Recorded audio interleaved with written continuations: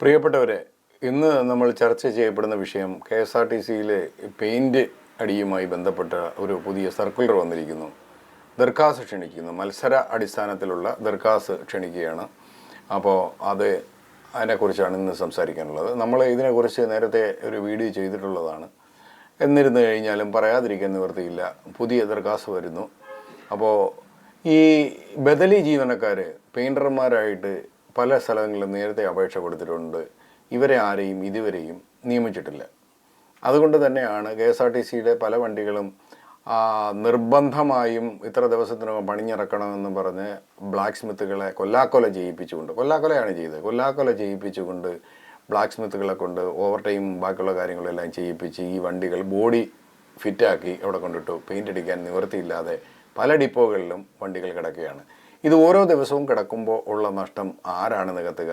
ഇനി ഈ ദർഖാസ് മത്സര അടിസ്ഥാനത്തിലുള്ള ദർഖാസ് ആയതുകൊണ്ട് തന്നെ ഇത് ദർഖാസ് വിളിച്ച് ഇത് പൊട്ടിച്ച് വരുമ്പോഴത്തേക്ക് എത്ര ദിവസം പിടിക്കും? ആ ദിവസം ആ കിടക്കുന്നതിൻ്റെ നഷ്ടം ആര് നികത്തും? ഇതും ഈ ജീവനക്കാരൻ്റെ മുകളിലേക്കല്ലേ വരുന്നത്. അപ്പോൾ കോഴിക്കോട് ആസ്ഥാനമായിട്ടുള്ള ഒരു ഗ്രൂപ്പിന് ഈ പെയിൻ്റ് അടി കൊട്ടേഷൻ കൊടുത്തിരുന്നു. അവർ പെയിൻറ്റ് പോലും കൊടുക്കേണ്ട, അവർ പൈസ കൊടുത്തു കഴിഞ്ഞാൽ അവർ ചെയ്യാം എന്ന് പറഞ്ഞു. അപ്പം നിലവിൽ എന്തിനു വേണ്ടിയാണ് ഈ ദർഖാസ് ക്ഷണിച്ചുകൊണ്ട് പോകുന്നത്? ഇത് DCP എന്ന ഒരു പരിപാടി, കാര്യം ഒരു തുഗ്ലക്ക് പരിഷ്കാരമായിരുന്ന DCP അത് പരാജയപ്പെട്ടു പോയി എന്നുള്ള കാര്യം നമ്മളുടെ മുമ്പിൽ നിൽക്കുകയാണ്.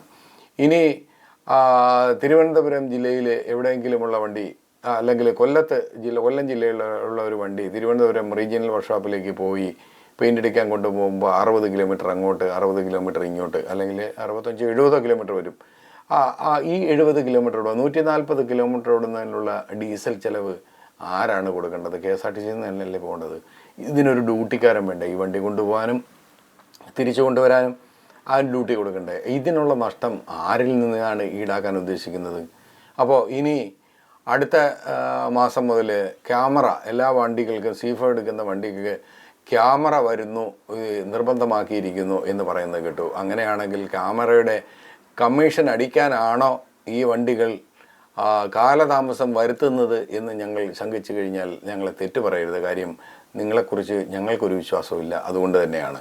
അപ്പോൾ ഈ വണ്ടികൾ ഇനി കൊട്ടേഷനൊക്കെ എടുത്ത് വരുമ്പോൾ ഒരു കാലം പിടിക്കും. ഇത്ര കാലം ഈ വണ്ടി കിടക്കുമ്പോൾ ഉള്ള നഷ്ടം ആരാണ്?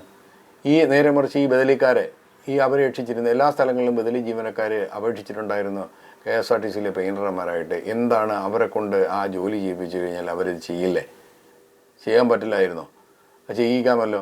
ഈ CF എടുക്കാതെ എത്രയോ വണ്ടികളാണ് ഇവിടെ കെട്ടിക്കിടക്കുന്നത്. ഇതിൻ്റെ നഷ്ടം ആരിൽ നിന്നാണ് ഈടാക്കാൻ ഉദ്ദേശിക്കുന്നത്? നഷ്ടത്തിൽ നിന്ന് നഷ്ടത്തിലേക്ക് കൂപ്പുകൂത്തുന്ന ഈ സ്ഥാപനത്തെ നിങ്ങൾ ചവിട്ടി താഴ്ത്താനാണ് ശ്രമിക്കുന്നത്. എന്നിട്ട് പറയുന്നു നമ്മൾ കാശ് ഡിപ്പോയിൽ MDയുടെ ഒരു സർക്കുലർ കണ്ടില്ലായിരുന്നോ? ആ ഡിപ്പോ തലത്തിൽ പൈസ കുറയ്ക്കാൻ അല്ലെങ്കിൽ ചിലവ് ചുരുക്കാനുള്ള മാർഗനിർദ്ദേശങ്ങൾ സ്വീകരിക്കുന്നു എന്ന് പറയുന്നു. സാർ, ഇതാണ് സാർ ചെയ്യേണ്ടത്. ഡിപ്പോ തലത്തിൽ ഒരു ബദലി ജീവനക്കാരനെ വെച്ച് കഴിഞ്ഞാൽ 1-2 പേര് കൊണ്ട് ഒരു ദിവസം ആ വണ്ടി പെയിൻ്റ് അടിച്ച് തീരത്തില്ലേ? ആ CF എടുത്തൂടെ? ഇനിയിപ്പോൾ ദർഖാസ് ക്ഷണിച്ചുകൊണ്ട് മത്സരം കാര്യങ്ങളൊക്കെ നടത്തിയതിന് ശേഷം എന്നാണ് ഈ വണ്ടി പെയിൻ്റ് അടിക്കാൻ ഉദ്ദേശിക്കുന്നത്? നിങ്ങളുടെ നല്ല മനസ്സാണോ? ആണെങ്കിൽ ഇങ്ങനെയാണോ പ്രവർത്തിക്കേണ്ടത്? ഒരു നല്ല നടത്തിപ്പിന് വേണ്ടി, ആ സ്ഥാപനത്തിൻ്റെ നല്ല നടത്തിപ്പിന് വേണ്ടി ഇങ്ങനെ ആയവരുത് ഒരിക്കലും ചെയ്യേണ്ടത്.